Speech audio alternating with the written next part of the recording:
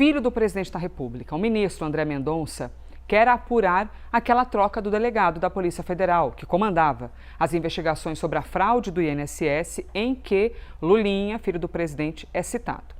Pedro, nos conte, no juridiquês da coisa, como é que é essa caminhada, hein, quando um ministro do Supremo quer apurar a troca de delegado, neste caso em questão?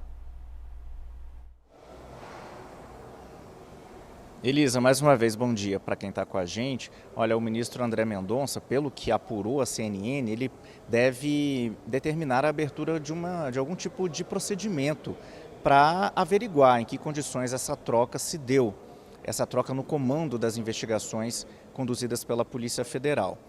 Isso se deu, isso vai acontecer, Elisa, porque o ministro não se deu por satisfeito com as explicações que a Polícia Federal forneceu ao ministro para justificar essa troca, e uma troca que aconteceu sem que o ministro tivesse sido consultado ou informado antes. O ministro ficou sabendo, Elisa, dessa troca em uma audiência com um advogado de defesa de um dos investigados. Foi o advogado que contou para o ministro que o comando da investigação havia sido trocado dentro da PF. Por causa disso, o ministro convocou uma reunião com integrantes da Polícia Federal. Essa reunião aconteceu na sexta-feira da semana passada, quando então foi fornecida essa explicação para o ministro, que era uma questão logística da Polícia Federal, que até então a investigação estava sob o comando da coordenação que cuida de fraudes previdenciárias, mas que estaria sendo transferida para uma outra divisão da Polícia Federal que cuida justamente das investigações conduzidas em tribunais superiores, em tribunais para os quais pessoas que têm foro privilegiado têm os seus casos remetidos. Só que o que acontece? A coordenação que estava no comando antes era a coordenação que tinha determinado, por exemplo, a quebra, tinha pedido, né, a quebra dos sigilos de Fábio Luiz Lula da Silva, conhecido como Lulinha, o filho mais velho do presidente Lula, por uma suposta ligação dele com Antônio Carlos Camilo Antunes, o careca do INSS. E aí, com essa troca, saiu do comando da investigação o delegado que cuidava desse caso, né, que é o delegado Guilherme Figueiredo Silva. Então, o ministro deve pedir, abrir um procedimento para que a polícia, para apurar essa troca feita na Polícia Federal. Além disso, ele deve também implementar nos próximos dias um maior rigor no compartilhamento das informações desses inquéritos. Ele vai aplicar um procedimento chamado de compartimentação. Traduzindo, o que é isso?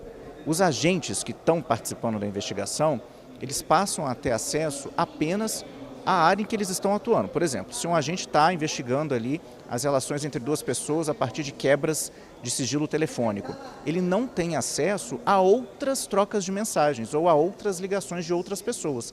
Ele só recebe as informações daquela relação para averiguar. E isso acontece com outras partes, outras fatias da investigação. Isso deve ser feito para se evitar vazamentos e se evitar também qualquer tipo de ingerência política nas investigações. Sobre as suspeitas que pesam sobre o filho do presidente, a defesa dele, Elisa, vem falando sempre que ele nega qualquer irregularidade e que ele vem se colocando à disposição das autoridades de forma independente, né, proativa, ele que ainda não é investigado, é apenas citado, e que por isso demonstra que ele não teria nenhum tipo de atitude irregular nessas fraudes que vêm sendo investigadas. Elisa. Pedro Moreira, trazendo para a gente, então, esta informação sobre o caso do filho do presidente da República, o fato do ministro do Supremo, né, que é o relator deste caso, do INSS, tudo que diz respeito ao INSS no Supremo Tribunal Federal, quem responde é André Mendonça. E agora ele querendo apurar essa troca de delegado. Vamos avançar nesse caso INSS, não exatamente na troca de delegado, porque Pedro Moreira também já explicou super bem, mas e como é que ficaram as coisas após o depoimento da amiga do filho do presidente, chamada Roberta Luxinger, uma empresária? O que nós sabemos, Clarissa Oliveira, sobre efeitos políticos, de que maneira isso reverberou internamente, o que eles acharam, como é que ficou a parada após esse depoimento?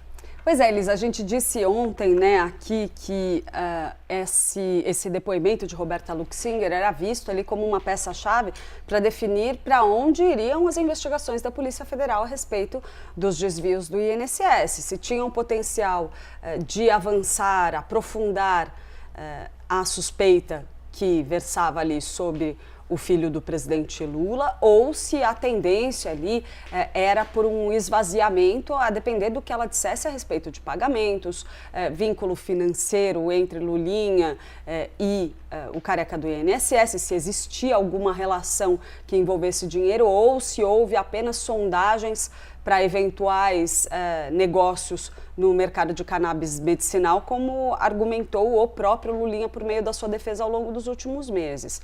E o que a gente viu no depoimento acaba corroborando o cenário que era o mais desejado pelos governistas e também pelos advogados do presidente Lula, porque por mais que ela confirmasse que apresentou Lulinha ao careca do INSS, ela negou qualquer tipo de pagamento relacionado a isso. Sim. Então, o cenário acaba favorecendo, na visão de integrantes do governo, um esvaziamento das suspeitas contra o filho do presidente. É certeza de que isso vai acontecer? Não, porque a gente sabe que a investigação não trata apenas do que diz Roberta Luxinger. Então, ela é só um nome, ela é né? uma peça, ela é um depoimento dentro de uma investigação muito maior.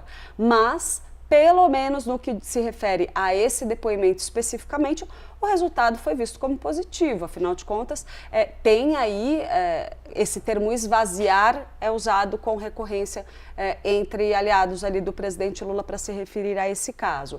Vai mudar a postura de Lulinha em relação a esse assunto? Que me dizem é que não. Ele continua se mantendo à disposição das autoridades, dizendo que está disposto a entrar num avião e vir para o Brasil quando quiserem, para prestar esclarecimento, se desejarem, se a Polícia Federal assim entender que é necessário. Vamos ver para onde isso avança, mas é claro que olhando para o melhor dos cenários, para o contexto que seja mais benéfico para o filho do presidente e para a campanha petista, inclusive, porque isso afeta a reeleição do presidente Lula, seria um arquivamento de qualquer coisa que diga respeito a Lulinha nesse processo. Só para amarrar aqui, o que eu posso dizer também do ponto de vista de estratégia política, Elisa, é que nos bastidores da campanha do presidente Lula, a ideia é seguir usando aquela história que a gente já trouxe aqui antes, de colocar o caso de Lulinha, já que essas investigações existem, usar o caso de Lulinha como uma espécie de vacina em relação ao que está acontecendo com Flávio Bolsonaro. Para dizer, olha, não teve vazamento seletivo da PF contra Flávio Bolsonaro, não tem perseguição contra Flávio Bolsonaro no trabalho dos investigadores, porque afinal de contas, a gente está falando da mesma Polícia Federal que investigou o filho do Lula também. A diferença está aí no resultado das investigações para cada um desses personagens. Esse vai ser o discurso. E aí eles dizem o que? Não, a gente quer investir na diferença de postura de um e outro. Dizer que Lulinha foi mais transparente com a Polícia Federal diante do avanço das investigações, enquanto Flávio Bolsonaro omitiu informações, omitiu sua relação com Daniel Vorcaro e só acabou admitindo esse relacionamento e a cobrança de pagamentos milionários para o filme do pai dele porque foi pego na mentira. Então, esse é o plano para tentar explorar politicamente essa situação de Flávio Bolsonaro, tentando fazer do limão ali uma limonada, no caso das denúncias contra o filho do presidente Lula. Denúncias eu falo ali genericamente por força de expressão, porque de fato não existe uma denúncia contra a Lulinha neste momento. Então,